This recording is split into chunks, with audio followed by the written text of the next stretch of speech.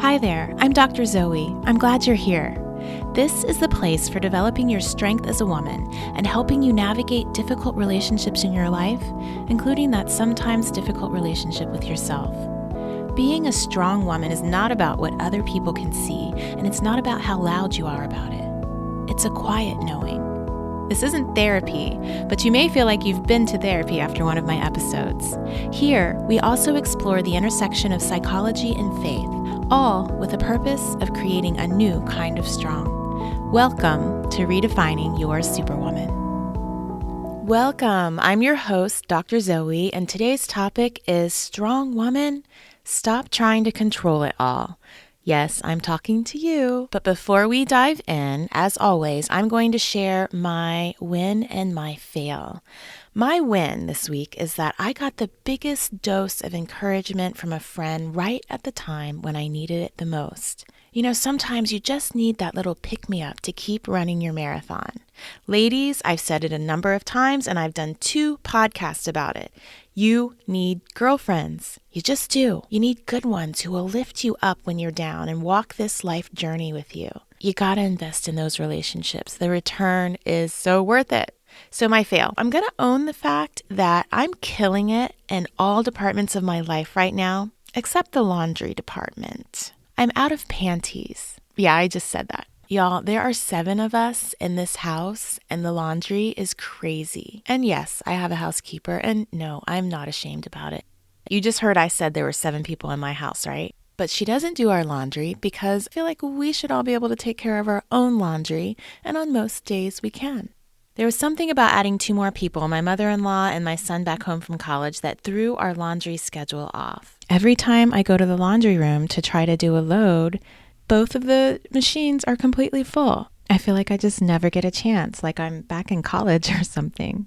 And maybe we need 2 washing machines to get us through this pandemic.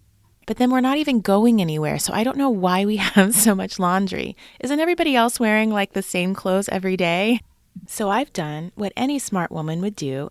I put in an order of my favorite panties and they'll be here tomorrow. Problem solved.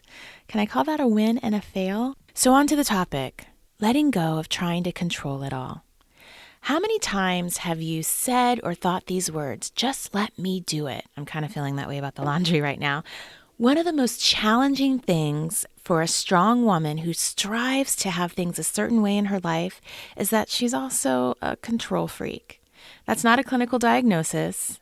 And I don't really like the term freak added to the word control. Do we really need to call anyone a freak just because they want to try to control everything and everyone in their life? But I know myself, and I own it. So sometimes I'll say I'm a recovering control freak. I'm also a recovering superwoman. But I know that my tendency is to feel more secure when I'm controlling the ship. It's just my nature. And it's not always in my best interest. And it's not always God's plan for me. And I can go way off into the deep end and start sinking and drowning before I'm going to be like, okay, God, I messed up. I can't do this. Can you help me now? All of that isn't necessary. And that's why I'm sharing this with you today. So good woman, release your grip. Stop trying to muscle it. One of the reasons why I do this podcast is because I'm called to encourage and strengthen women. I have wisdom gained through life, and my desire is to impart it to you so that you can gain your own wisdom in the easiest way possible. Because wisdom is gained in 2 ways, making all the mistakes or learning from others' mistakes. You can't always gain it the easy way, so you're going to have to make your own mistakes. That's a given. But if you can maximize your learning from others as well, you'll be so much further and have an easier time in life. So back to control. First, we need to understand why we do it in the first place. We women are socialized to believe that we're the only ones that can do certain things. We grow up watching the men in our life not do the things, and we make up the reason in our minds that the reason why men don't do the things is because they can't. Or maybe we just watch our mother doing it and we assume that we need to just follow suit. And so we operate on this subconscious, sometimes even conscious beliefs that the people in our lives are not really capable of the things. We feel we just do things better. And here's the kicker. Because we do things more often, this actually becomes true. So we have this self-fulfilling prophecy, which is confirmed if we ever ask somebody to do something because they screw it up in comparison to how we would do it. We're disappointed. We confirm to ourselves that we have to do it, and we get right back to controlling everything, feeling more justifiably entrenched in this unhealthy behavior. German Hartley points out that when women say, "Just let me do it," what they're really saying is, "I don't want to be let down again." Because we can all think of a time when our partners let us down. But women, what is the price of our controlling? It breaks the bank, let me tell you that. And it creates the very thing you are trying to avoid, stress. So because your controlling nature wasn't created overnight, because this is hard-grained and you have atrophied the muscles of those around you, we have to start letting go of the control in small ways, building up to bigger ways, right? So what does this look like? One, you've got to figure out what's driving your need to control. Is it fear? Is it shame? Is it a need to be needed or a need to be seen as someone who can do it all? It's usually fear. So you have to ask yourself, what are you afraid of? What are you afraid is going to happen if you stop the controlling behavior? Challenge your fear-based belief. Is it really true? I have to remind myself that my husband lived on this earth for over 40 years before I showed up in his life, and somehow he managed to take care of all his business and his home.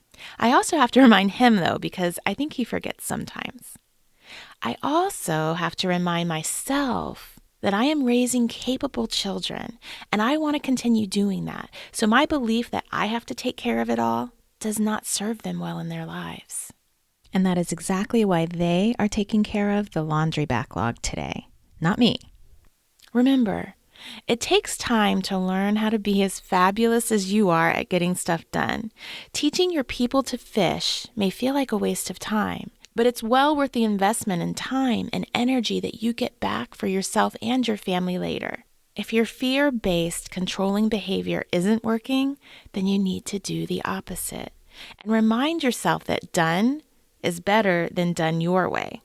Last, you have to replace control with faith. The need to control is just a construct in your brain. Your need to control is piloted by the words you tell yourself about the capabilities of those around you. They're lies, and your brain believes them. But guess what else your brain believes? Any darn thing you tell it. So speak faith into your situation. Speak faith about your people, faith in yourself, faith in your God, and ultimately, you'll begin to experience what you tell your brain you want. Imagine yourself releasing that control. You've got this. Thank you for listening to the Dr. Zoe Show, Redefining Your Superwoman. New shows go up every Tuesday. Subscribe so you don't miss an episode. And text the word STRONG to 38470 to get my weekly encouragement. I look forward to connecting with you amazing women on social media throughout the week. Have a super week.